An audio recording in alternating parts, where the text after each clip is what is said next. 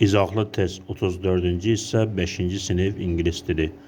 Choose the sentence with a modal və modal fe'l olan cümləni seçin. Biz modal fe'l tanıyırıq. Can modal fe'li bacarmaq, bilmək mənasını verir. Must modal fe'li malı, məli mənasını verir. May modal fe'li olarmı, bilərəmmi mənasını verir. The sun is high in the sky. Burada modal fe'li yoxdur A bəndində. My trainer teaches me to swim. Burada da modal fe'li yoxdur. I can't play the violin. Mən skripkada ifa etməyi bacarmıram. Bacarmaq, bilmək, can modal fe'li burada işlənib. C bəndi doğru cavabdır. D bəndində do you like snowy weather? Burada da modal fe'l yoxdur. Doğru cavab C bəndidir. 8-ci sual complete the sentence. It's usually very hot. Adətən isti olur. Harda isti olur? In the jungle. Cəngəllikdə. Bir düzdür.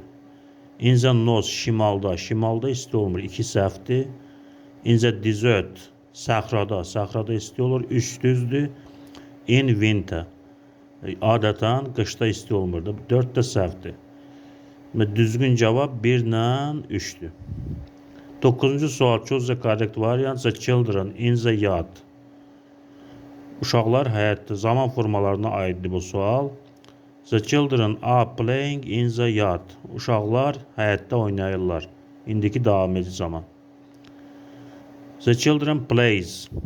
Olmaz çünki 3-cü şəxsin təkində yalnız fe'lin sonuna biz s və yaxud es artırırıq.